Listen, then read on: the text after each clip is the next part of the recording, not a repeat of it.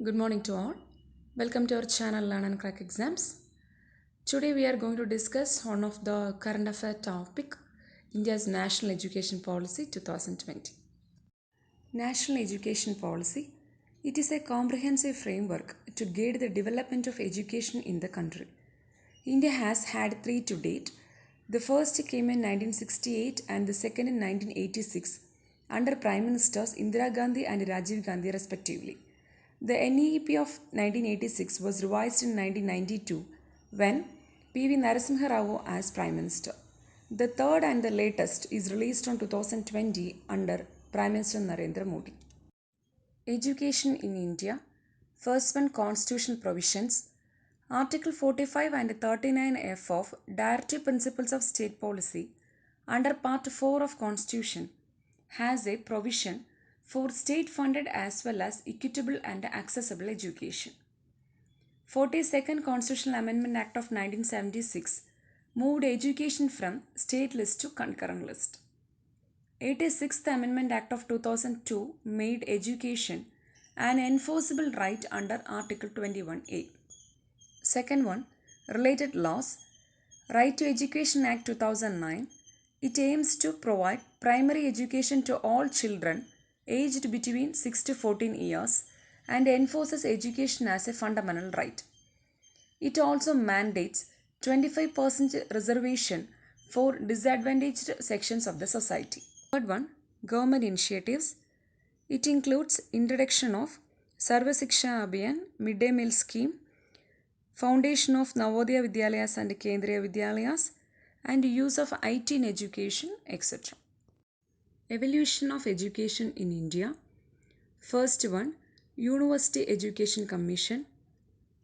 Government of India appointed a University Education Commission under the chairmanship of Dr. Radhakrishnan in November 1948. The commission made a number of significant recommendations on various aspects of higher education and submitted its report in August 1949. Second one, Secondary Education Commission. In 1952, Government of India appointed a Secondary Education Commission under the chairmanship of Dr. A. Lakshman Swami Mudaliar. The aim of this commission was to examine then existing system of secondary education and made suggestions to improve it. The commission submitted its report in 1953 and covered almost all aspects of secondary education. Third one, Education Commission. In 1964, Government of India appointed an Education Commission under the chairmanship of D.S. Kothari. Based on that commission's report, first National Education Policy of India was introduced in 1968. Then, second National Education Policy and third National Education Policy are introduced in India in 1986 and 2020 respectively. The first National Education Policy, 1968. The need for a policy was first felt in 1964 when Congress MP Siddeshwar Prasad criticized the then government for lacking a vision and philosophy for education. The same year, a 17-member Education Commission headed by the then UGC chairperson D.S. Kothari was constituted to draft a national and coordinated policy on education. Based on the suggestions of this commission, Parliament passed the first education policy in 1968. The first national education policy had called for a national school system, which meant that all students, irrespective of caste, creed, and sex, would have access to education of a comparable quality up to a given level. It envisaged a common education structure 10 plus 2 plus 3, which was accepted across the country. It also advocated use of mother tongue as medium of teaching in early school years. Second National Education Policy, 1986. This policy focused on modernization and the role of IT on education.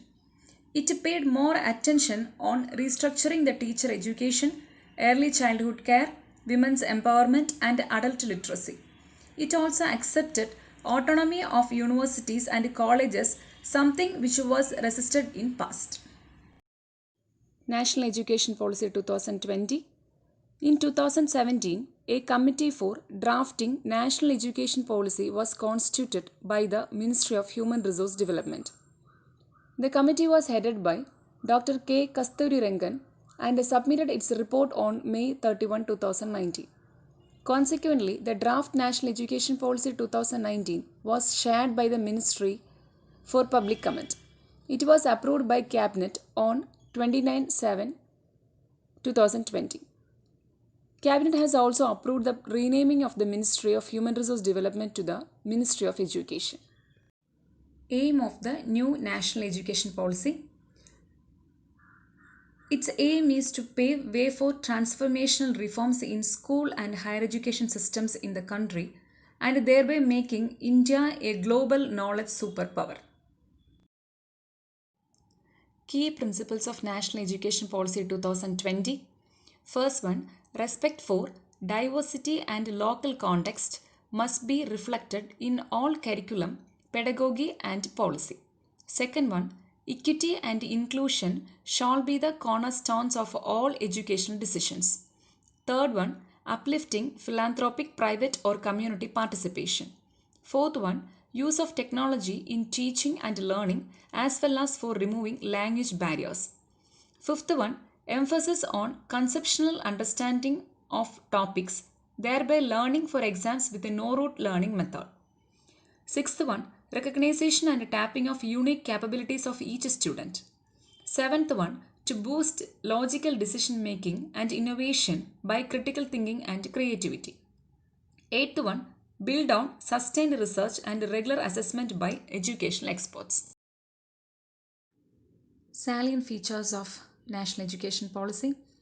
We will discuss major suggestions of the policy under three heads, namely school education, higher education and other changes. Let us go through the major suggestions related to school education in the policy.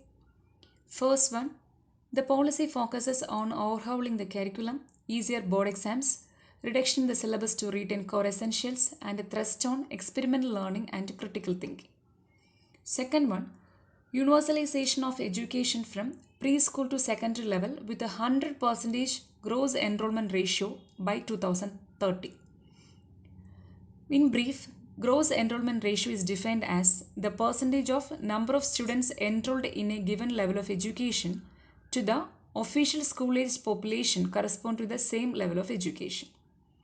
Third one, to bring 2 crore out of school children back into mainstream through an open schooling system. Fourth one, the current 10+2 system to be replaced by a new 5+3+3+4 curricular structure corresponding to foundational stage between 3 to 8 years, preparatory stage between 8 to 11 years, middle stage between 11 to 14 years and secondary stage between 14 to 18 years. The major features of revised curricular structure are: first one, it will bring the uncovered age group of 3 to 6 years under school curriculum, which has been recognized globally as the crucial stage for development of mental faculties of a child. Second one, it will also have 12 years of schooling with 3 years of Anganwadi or preschooling. Third one, early childhood education to focus on learning through play and activity-based pedagogy. Fourth one, teaching coding to kids from 6th grade and above. Fifth one, the focus on occasional education from secondary school level with internship. That means introduction of practical skills like carpentry, gardening, welding, etc. along with subject knowledge. Sixth one, there will be no silos or hard line separation between curricular or extracurricular or between humanities or science in secondary stage. Seventh one, class 10 and plus 2 board examination to be made easier to test core competencies rather than memorized facts, with all students allowed to take the exam twice. Fifth one, emphasis on foundational literacy and numeracy and no rigid separation between academic streams and extracurricular activities.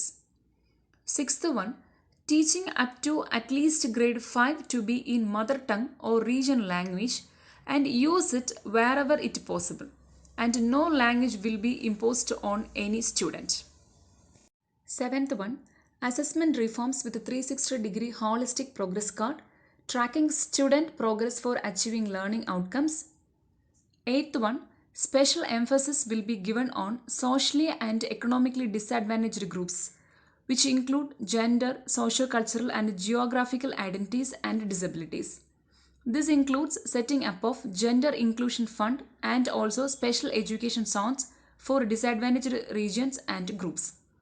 Ninth one, every state or district will be encouraged to establish Bal Bhavans as a special daytime boarding school to participate in art-related, career-related and play-related activities. School governance is set to change with a new accreditation framework and an independent authority to regulate both public and private schools. A new and comprehensive national curriculum framework for teacher education 2021 will be formulated by National Council for Teacher Education in consultation with National Council of Educational Research and Training. By 2030, the minimum degree qualification for teaching will be a 4 years integrated B.Ed degree. The salient features of policy related to higher education and other major changes will be discussed in part 2 of the video. Thanks for watching my video. If you like the video, please share it. Subscribe my channel for upcoming videos. Thank you.